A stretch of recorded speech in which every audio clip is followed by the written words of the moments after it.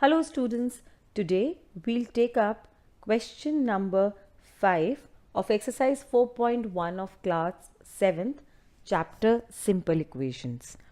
इस क्वेश्चन में समझते हैं कि हमको क्या लिखना है, तो आए हम शुरू करते हैं इस क्वेश्चन को. Right the following equation in the statement form. ये आप ऊपर देख रहे हैं, ये यहाँ पे स्टेटमेंट्स में लिखी हुई हैं सारी इक्वेशंस. इसी तरीके से आपको नीचे वाली इक्वेशंस को ऊपर स्टेटमेंट के तरीके से लिखना है.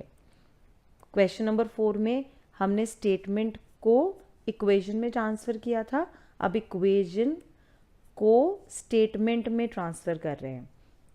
ओके और हम नॉलेज जो है वो यहीं से उठाएंगे ऊपर से. ये वाले क्वेश्चन के अंदर जो हमें नॉलेज मिली थी इक्वेशन लिखने की, हम वहीं से उठाएंगे. तो आइए अब हम इसको शुरू करते हैं. फर्स्ट क्वेश्चन है इसका p+4 इक्वल्स टू 15. अब इसके अंदर क्या ऑपरेशन यूज़ हुआ है, पहले तो आप ये आइडेंटिफाई करें कि ऑपरेशन क्या यूज़ हुआ है. इसके अंदर ऑपरेशन यूज़ हुआ है एडिशन का. तो हम क्या करेंगे, ऊपर वाले क्वेश्चन को देख के लिखेंगे. अब इसने क्या किया है, यहाँ पे इसने बोला है p+4 इक्वल्स टू 15. अगर हम यहाँ ऊपर से नॉलेज उठाना चाहें तो इसने बोला था the sum of the number 4 and x is 9.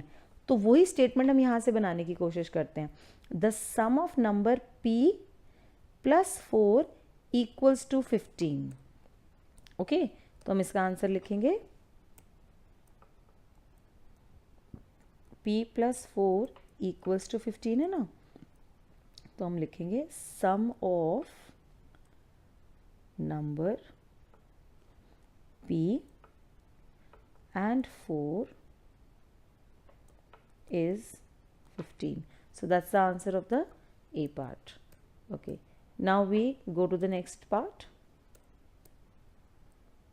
Yes, it says m-7 equals to 3. अब बाई चांस की बात है, इसका सेकेंड पार्ट में भी हमने डिफरेंस ही लिखा था. The difference between y and 2 is 8. तो वही चीज़ हम यहाँ पे यूज़ करने की कोशिश करते हैं. The difference between m and 7 is 3. पहले हम इक्वेशन लिखते हैं m-7 इक्वल्स टू 3. सो ये क्या आएगा, difference of m and 7 is 3. आप ये भी बोल सकते थे 7 is subtracted from m gives 3. वो भी ठीक था. किसी और तरीके से भी इनको बोल सकते हैं, बट यहाँ से आपको थोड़ी नॉलेज मिल जाएगी. थर्ड पार्ट है 2m इक्वल्स टू 7. इसका भी थर्ड पार्ट देखिए, इसमें भी कुछ मल्टीप्लिकेशन यूज़ हुआ था. 10 टाइम्स a इज़ 70. अब वो नॉलेज हम यहाँ यूज़ करते हैं. सो 2 टाइम्स m इज़ 7. यहाँ हम बोल सकते हैं ट्वाइस m इज़ 7. तो इसका आंसर होगा 2m इक्वल्स टू 7 है ना, तो हम इसको लिखेंगे 2 टाइम्स m इज़ 7. आप 7 लिख दो या नंबर में 7 लिख दो, एक ही बात है. या आप इसको लिख सकते हो twice m is 7. Both are 100% correct. Okay, now we move on to the next part. It says m divided by 5 equals to 3. यहाँ पे भी ऐसी कुछ लिखा था. The number b divided by 5 gives 6. तो इसके अंदर हम बोल सकते हैं the number m divided by 5 gives 3. Equation है हमारी m/5 इक्वल्स टू 3. इसमें ना m/5 नहीं बोलना है स्टेटमेंट में. That's a incorrect way of writing. So you can write m divided by 5 gives 3. Okay, so we move to the next question. Okay, let me just clear it up and then we can move. Yes, so it says 3m/5 equals to 6. अब देखिए यहाँ पे भी same सा है. 3/4 of t is 15. तो अब इसने क्या किया था, ये जो इसका कांस्टेंट नंबर पार्ट है इसको अलग कर लिया। तो हम बोल सकते हैं 3/5 m of m equals to 6 और इज 6। तो हम पहले इक्वेशन लिख लेते हैं 3m/5 equals to 6, 3m/5 equals to 6, और इस वाले पार्ट से इसको कंबाइन कर सकते हैं। तो बेसिकली हम क्या कर रहे हैं, 3/5 इंटू m इक्वल्स टू 6, बस इंटू नहीं लिख सकते हम, तो हम लिखेंगे 3/5 of m, 3/5 of m is 6. Now to the next question, sixth part, 3p plus 4 equals to 25. यहाँ देखते हैं 7 times m plus 7 gets you 77. इसी के हिसाब से थोड़ा सा इसमें हेल्प मिलेगी बनाने के लिए। आप ज़रूरी नहीं है कि ऊपर फोर्थ वाला क्वेश्चन आप कंसिडर करें। तो इसके अंदर करते हैं 3p, 3p का मतलब 3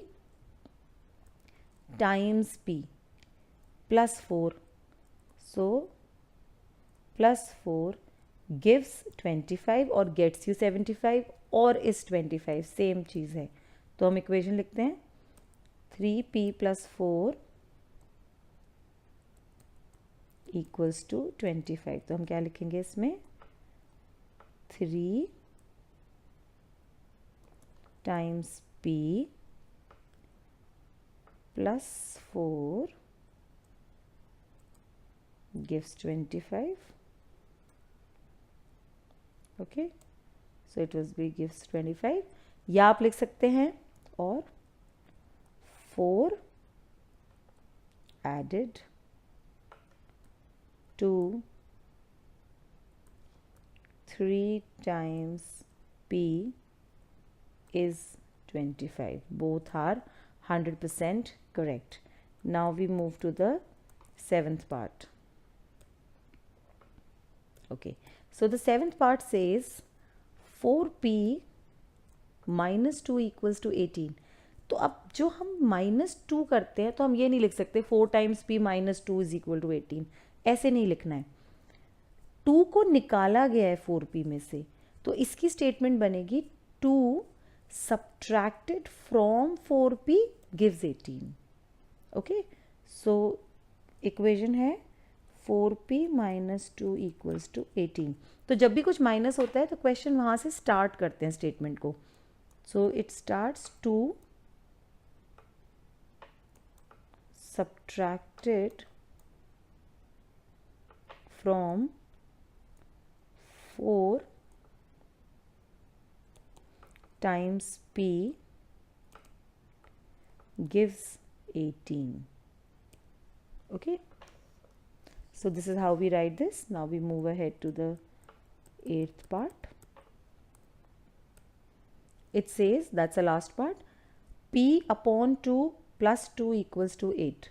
अब हम p upon 2 तो लिख नहीं सकते, it's a weird language to write it in the equation. हम लिख सकते हैं इसको अलग करके, इसका constant part अलग कर सकते हैं, so which will be half. So we can say if you add, मैं यहाँ से स्टेटमेंट उठाने की कोशिश कर रही हूँ क्योंकि जो इसकी इक्वेशन बनी थी वो इससे बहुत सिमिलर थी, क्योंकि ये हमारी बनी थी 3 plus 1/3 of z equals to 30, काफ़ी कुछ इससे सिमिलर है। तो हम यहीं से उठाने की कोशिश करेंगे। If you add 2 to 1/2 of p you get 8, यहीं पे इससे उठाने की कोशिश करें। तो हम क्या लिखेंगे, p/2 plus 2 equals to 8, p/2 plus 2 equals to 8. So we write 2 added 2, यहाँ पे क्या लिखा है इसने, if you add 3 to 1/3 of z, so if you add 2 to 1/2 of p, so 2 added to 1/2 of p you get 8.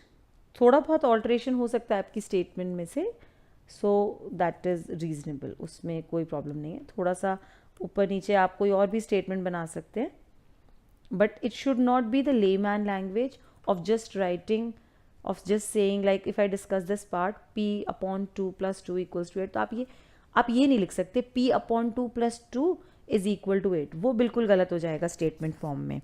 तो ये statements ऊपर जो क्वेश्चन नंबर 4 में दी हैं, they are very good enough to solve question number 5 properly.